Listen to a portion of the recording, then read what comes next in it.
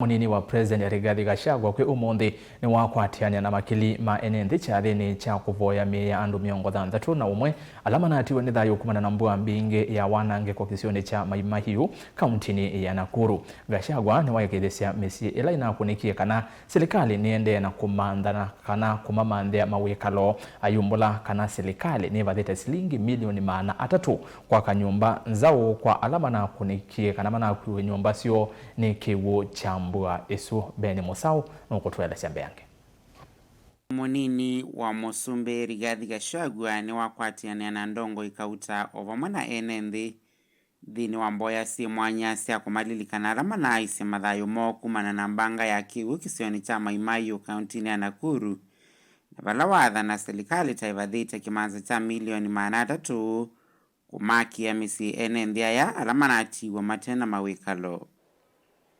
Sisi kama serikali kuu tumesaidia. Gavana walikuja na MP, tukaongea na rais na tukatoa zaidi ya shilingi milioni 7 ya kusaidia hao familia kwenda kupumzisha wapenzi wao.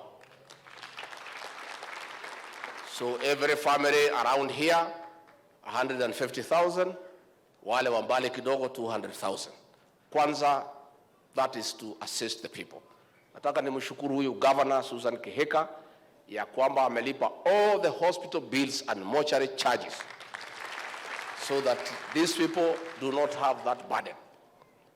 We are now sitting down between the national government and the county government to do vile tutasaidia these families to rebuild their lives and start all over again. It is a difficult situation, and as a government, as an administration, we must support them because it's the right thing to do. I want to assure you that we are going to walk with you in this journey. Rais alitoa ahadi ya kwamba shamba itapatikana to settle those families. Na tumeongea na huyu PS wetu wa housing, tumekubaliana Department of Housing itatoa 300 million ya kuanza kujenga manyumba kwa hiyo shamba.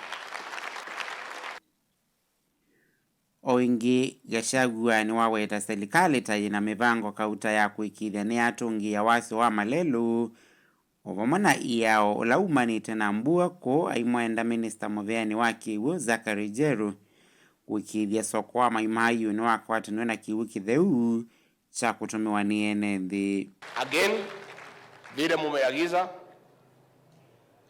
ya kwamba wanajeshi wale wako hapa na NYS and their equipment wasiondoke, na tumekubaliana with the brigadier in charge wataendelea kukaa hapa wafugue hizo mabarabara zote na kuhakikisha bridges na kila kitu mpaka siku rais mwenyewe atawaambia waondoke, kwa sababu ndiye aliwalete.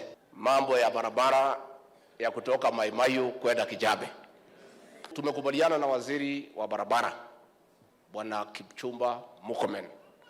We may not be able to put tarmac now, but we are going to grade and apply good gravel to the right standard so that people can be able to use that road going forward.